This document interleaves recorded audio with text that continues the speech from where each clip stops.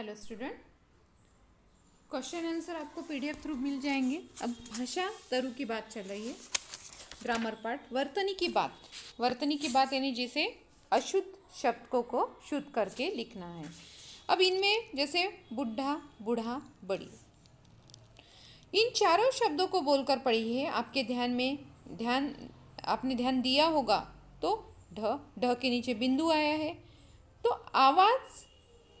आवाज़ अलग होने लगी है। जैसे बिंदु आया तो बड़ी, बुढ़ा, बुढ़ा, तो क्या हो रहा है, इसमें आवाज़ अलग आ रही है। इसी प्रकार जैसे ड और ड के नीचे बिंदु, फिर से आवाज़ बदल रही है। तो इनके लिखने के तरीके भी आपको याद रखने पड़ेंगे। अब जैसे सही शब्द कौन सा आएगा,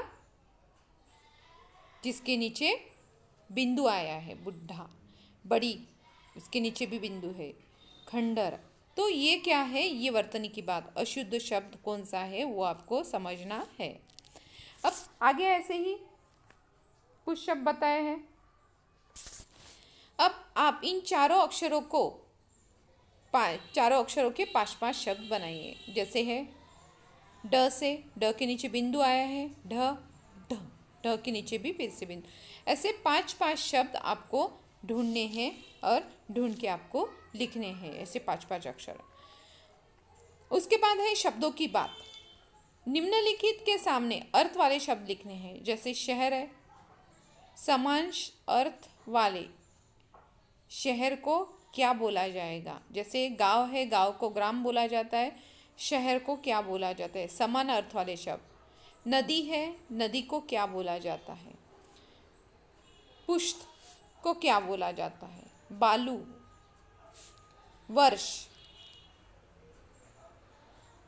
आबादी, दुनिया। समान अर्थ वाले शब्द आपको, जैसे नदी है, नदी को हम सरिता बोलेंगे, ऐसे ही समान अर्थ वाले शब्द आपको लिखने हैं।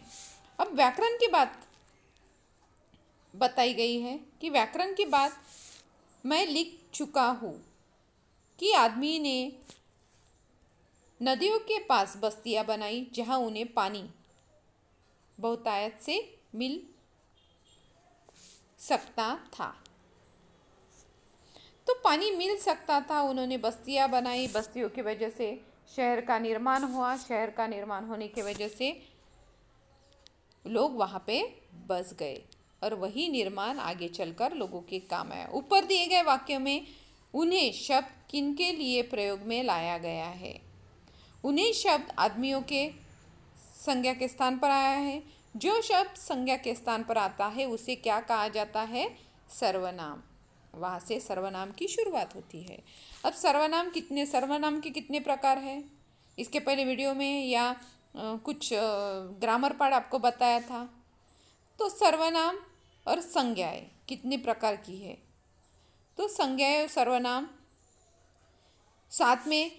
अब ऐसे ही कुछ सेंटेंस यहाँ पे बताए हैं सर्वनाम और संज्ञा के, कि कौन कौन से संज्ञा और सर्वनाम के विशेषण आते हैं, पार्ट आते हैं और कैसे उसमें परिवर्तन आता है।